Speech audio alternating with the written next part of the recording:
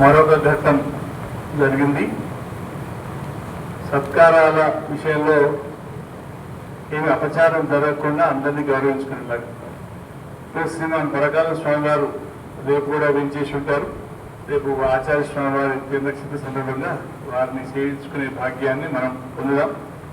ఇద్దరు జీవస్వామి వారిని కూడా ముందుగానే వించేసి మంగళప్రదంగా ముందుగా వించేసి కార్యక్రమాలను నిన్నటి రోజున వైభవంగా జరిపించి ఈరోజు జరిపిస్తూ రేపు కూడా జరిపించబోయే పెద్దలు వారిని కూడా రేపు మనం సేవించుకుంటాం. మన జ్ఞానం నాబోటి వాళ్ళ జ్ఞానం, నాబోటి వాళ్ళందరినీ కలిపి మనత్వం జ్ఞానం అని మర్చిపోయే జ్ఞానం. మర్చిపోవడంలో ఫస్ట్ ఉండడం, కంగారు పడడంలో తొందరపడడంలో ముందుంటూ పొరపాట్లు జరగడానికే.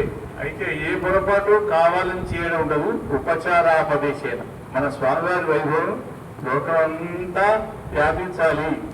ఇంత సద్గురువులు సదాచార్యులు మహానుభావులను దర్శించగలిగాం, వారి శ్రీచరణాలను పొందగలిగాం. ఇంతటి ధన్యత వారి శ్రీచరణ సంబంధం వల్లే కలిగింది అనే ఆతృత తప్ప వెతికి చూసినా ఇంకేం కనపడదు.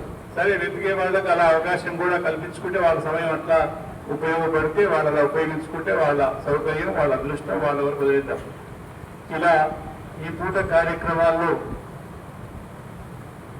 శ్రీ సూక్తి వైభవాన్ని ముందుగా సంక్షిప్త మధురంగా నేను పెద్దలందరూ వీడ్చేస్తుంటే ఒకసారి పాదగ్రహణం చేశా. ఒకటేమో పెద్దలు కాబట్టి మీరు వీడ్చేసినందుకు సంతోషం ఉంది.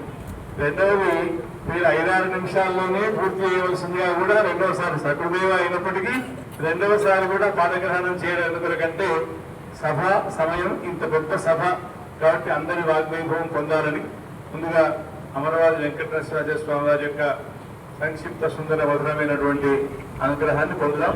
ఒక 5-6 నిమిషాల లోపు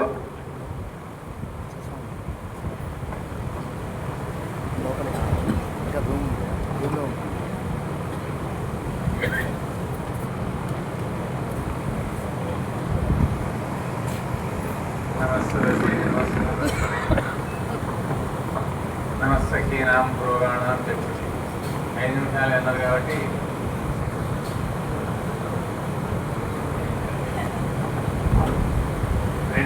ఐదు నిమిషాలే కాబట్టి మరి పేరు పేరున చెప్పడానికి కుదరదని మన రఘునాథాచార్యుల గారి యొక్క దివ్యమైనటువంటి శత జయంతి సందర్భంగా ఆచార్యులు అంటే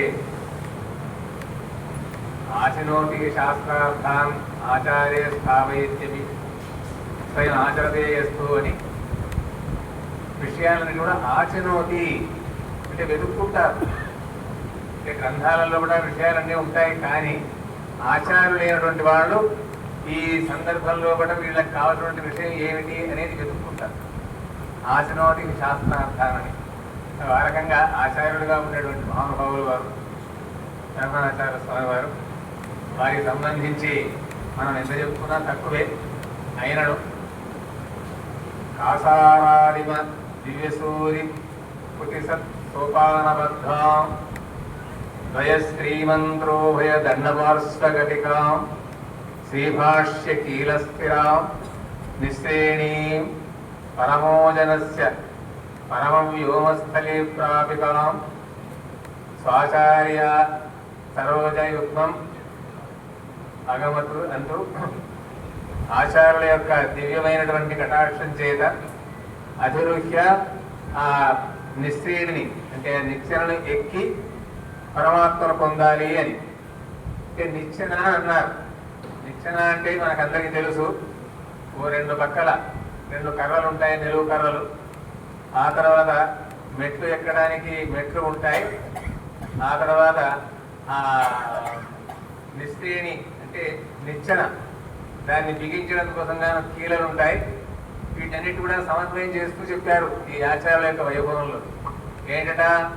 కాసారాదిమ దివ్య సూర్య కుటిసత్ సోపానబద్ధాం అంటే ఈ పరమపదానికి వెళ్ళేటందు కోసంగా ఏర్పాటు చేసినటువంటి నిచ్చెనకు 12 మెట్లు ఉన్నవి.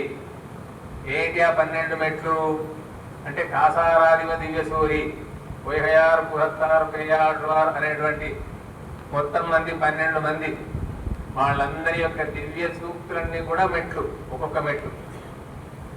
కాబట్టి దాసారాదివ దివ్య సూరి కృతి సత్సోపానబద్ధాం. మరి రెండు పక్కలకు రెండు నిలువు కర్రలు ఉన్నారు కదా. ద్వయ శ్రీమంత్రోభయ దండపార్శ్వ ఘటికా, ద్వయమంత్రం తిరుమంత్రం అనే ఇవి రెండు నిలువు కర్రలు అన్నమాట. మరి నిలువు కర్రలు ఉన్నాయి, ఈ మెట్లు ఉన్నాయి. ఇవి కదలకుండా ఉండాలి అంటే మరి కీలులు కావాలి కదా. శ్రీభాష్య కీల స్థిరం, శ్రీభాష్యం అనేటువంటి కీల చేత స్థిరంగా చేయబడ్డది ఈ నిశ్రేణి అంటే ఈ నిచ్చెన. దీన్ని ఏం చేయాలి? స్వాచార్యాంఘ్రి అంటే తమకు సంబంధించినటువంటి ఆచార్యుల యొక్క దివ్య పాదములను ఆశ్రయించి ఈ నిచ్చెన ఎక్కడికి వెళ్ళాలి? పరమపదానికి వెళ్ళాలి. పరమపదానికి వెళ్ళాలి అంటే మనం ఎక్కలేము కదా, అక్కడ తీసుకొని వెళ్ళి మనం ఎక్కించాలి. ఎవరు ఎక్కిస్తారు అంటే ఆచార్యులు ఎక్కిస్తారు. కాబట్టి ఆచార్యుల యొక్క అనుగ్రహం చేత మనం ఈ మెట్లు ఎక్కి పరమపదానికి వెళ్ళాలి అని ఒక అద్భుతమైనటువంటి శ్రీభాష్యానికి సంబంధించి ఈ 12 మంది ఆళ్వార్లకు సంబంధించినటువంటి దివ్య సూక్తులను సమన్వయం చేస్తూ చెప్పినటువంటి శ్లోకం ఇది. ఒక 5 నిమిషాల్లో చెప్పని అన్నారు కాబట్టి 5 నిమిషాల్లో చెప్పేశాం. ఇటువంటి దివ్యమైనటువంటి అద్భుతమైనటువంటి నిచ్చెనను అందించారు మన రఘునాథ దేశుల వారు. అందించినటువంటి వారి యొక్క ఆ మెట్లను ఆశ్రయించి మనం అంతా కూడా పరమాత్మ యొక్క దివ్య సన్నిధానంలోకి చేరాలి అని చెప్పి మనం ఆశించుకుంటూ ముగిస్తున్నాం.